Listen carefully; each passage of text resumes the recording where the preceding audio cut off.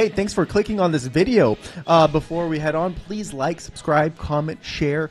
Give this video to your grandma. Let her really cherish.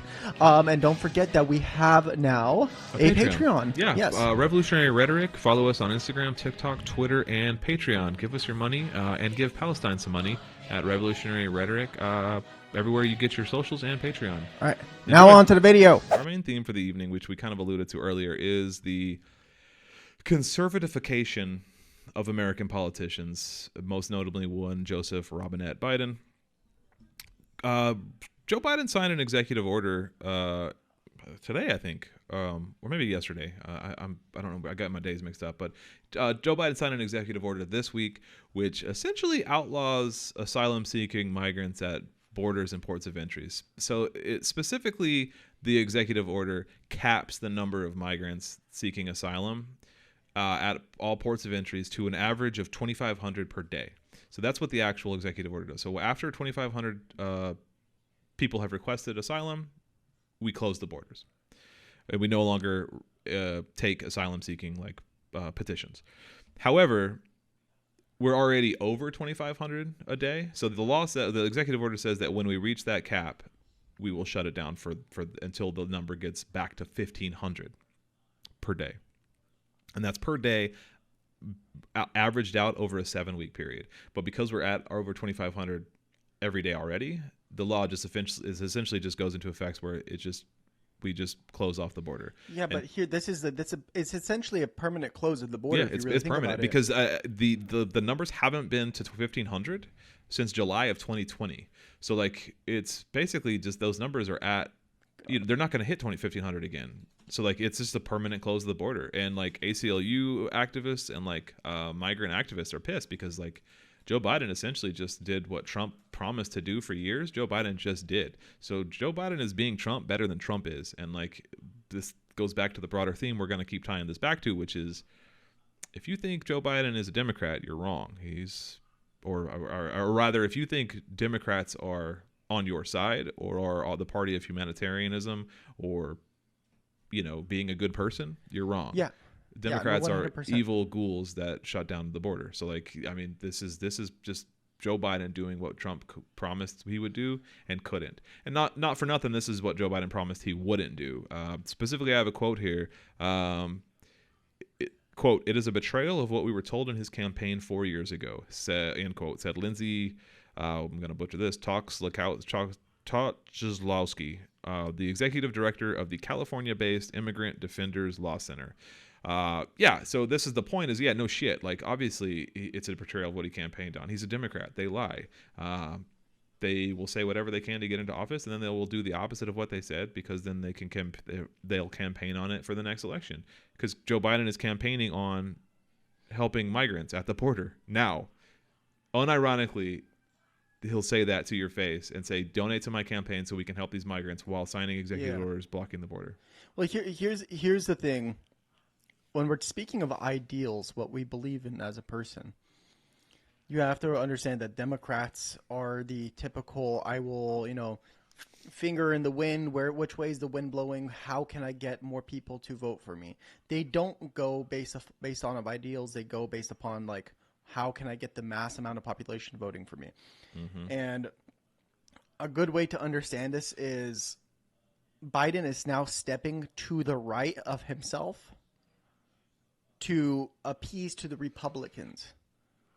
Yeah. To make him look, because if you take a look at polls, Trump is actually leading in basically border security. Yeah, he's not just leading; he's destroying. Destroying Biden. He has a 30 percentage points. Biden has a 30-point deficit behind Trump. Trump is ahead of Biden specifically on border security. On when asked who will have a stronger border, Trump beats Biden 30%, and even among Latinos, that's 20% or 24%, I think. So it's even among Latinos, that's a massive percentage for Trump. And so I have to wonder in light of just the election coming up, is this just a political stunt to try to soften that gap, to try to lower that gap? It is. Yeah, And that's my what point. it is. Yeah, That's clearly my point. It's like it's politics. It's not ideals. yeah, We are, as lefties, we believe in certain things because those are our ideals. We believe in a better world. We believe in certain things to improve society. These politicians, specifically the Democrats, are just putting their finger in the wind as wherever they can get elected, they will go with that. And that's basically what Biden is doing. He's basically meandering towards the Republicans like, hey, look, I did what Trump couldn't do. You should now, sift your vote toward me. So he's just trying to take voters away from Trump by enacting Trump's policies that Trump wanted in the first place but could not get. And he said in it was like one of this NBC article that he will deal with the legal repercussions later because it was basically an executive order. And so he could be doing these things all the time for the left, but no, he's going to be doing them for the right, for the Republicans to sift their vote. If he wanted to do things for the left, like, cauterize or whatever the term is for Roe v. Wade to actually make it into actual law, he could have done it. Yeah. He could have done it, but he's not going to do it because it's not going to sift people from the right, that the Republicans, over to himself. I lost camera again, but you keep going. That's the whole point. It's just like, it's just politics. It's a politician. They're going to lie in whichever way they can to make sure they win, right? Including saying things that you want to hear, but never enacting on those things that are going to actually make a difference, at least from a leftist perspective. No, 100%. When you think about abortion, or we think about healthcare, the biggest, I always repeat this one, the biggest indication of them all, how politicians, specifically the Democrats, are corrupt, is in, I think it was like 2012 when Obama had a supermajority where he had the entire Congress, he had the majority of judges and the presidency under a Democratic belt, and basically at that point he could have enacted any law that he wanted without fuss, without objection, because they would have just overrode it democratically. But he didn't. In fact, he enacted a right-wing think tank healthcare plan, Obamacare, which is literally just Romney Care from earlier on. And then Republicans opposed the Romney Care that they believed in, because it's just fucking politics. It's fine now, so we'll see. Okay. Hopefully it's good now. I just had to reset, so it's going to be a little jarring because it'll be slightly resized when it comes back. Anyway, yeah, I mean, everything you said is totally right. It's I just made that post to my personal Instagram, and we reposted it on our Revolutionary Rhetoric Instagram. By the way, which follow us, please? Yeah, go ahead and give us a follow on if you're on Instagram, Revolutionary Rhetoric Podcast. We post gold. Solid gold. But yeah, it was that thing about like that guy surprised or something. I forget what the actual take was, but like that Democrats aren't doing anything on abortion, and it's like, yeah, obviously they wouldn't. Why would they? Like, think about it for half a second. That's where they make their money. You get those emails the same way I do. You get those phone calls the same way I do, of like Democrats begging for money. They're gonna fix abortion. They're gonna fix the border. They're gonna do all this stuff. You just got to give them $5, just $10 more, just $20 more. Get them in office. Give them your vote, and they'll fix it. They have set up a money-making machine. It's a money-printing machine, and that you give them money because you care about abortion strongly, just like I do. You care about immigration strongly, just like I do. So you want these things to be fixed. And because you're altruistic and because you're a good person, you give some money to these people because they say they can fix it. But how then would they get your money for the next election if they did fix it? If they did fix any of these issues, you wouldn't have to give them $20 next election. That would be it.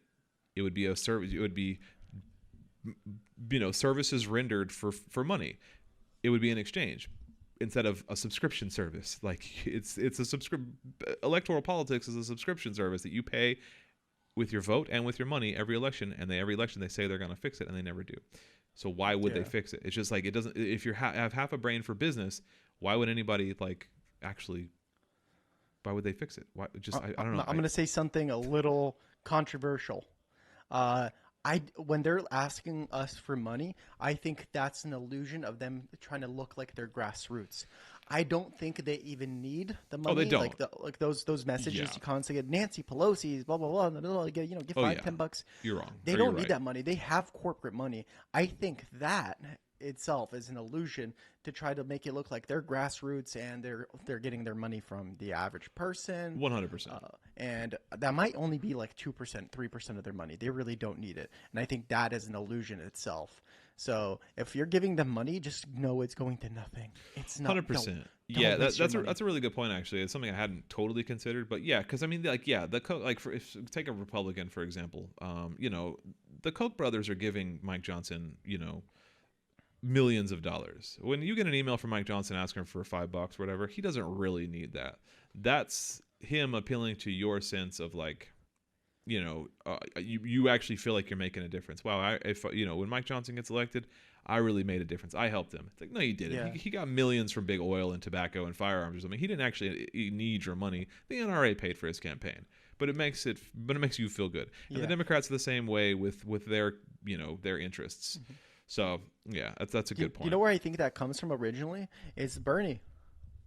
What do you mean? That fucker over there, Bernie, because Bernie was like, I wouldn't say he was the original person, but he really popularized like that grassroots term back in 2016, yeah, 2015. not taking actual like CPAC money or Exactly, not and then just CPAC, having actual, because I used to donate to PAC. Bernie too back in the day, you know. Oh yeah, back I in, donated to Bernie in 2016, 2012, whenever, like when his first couple 2016 and all the way up to 2020, and after 2020, I was like, fuck this guy. campaigns. Yeah, and then he turned into It's a lid, like but yeah.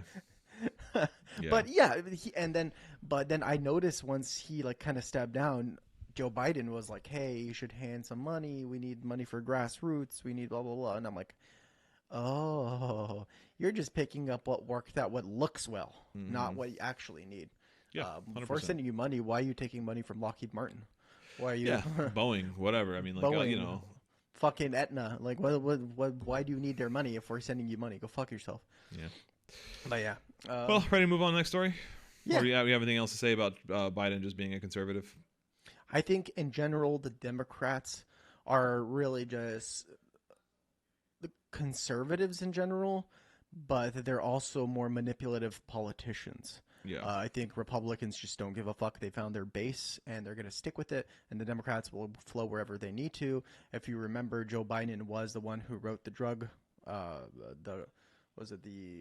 crime bill in the 90s, which was insanely conservative. Yeah, that's the last story I have. That's what I'm talking about. Okay, well, I got a little let's story look to for that you. then. Yeah, yeah. Well, let's talk about the ICC thing real quick before because I'm gonna rant for a while on Biden.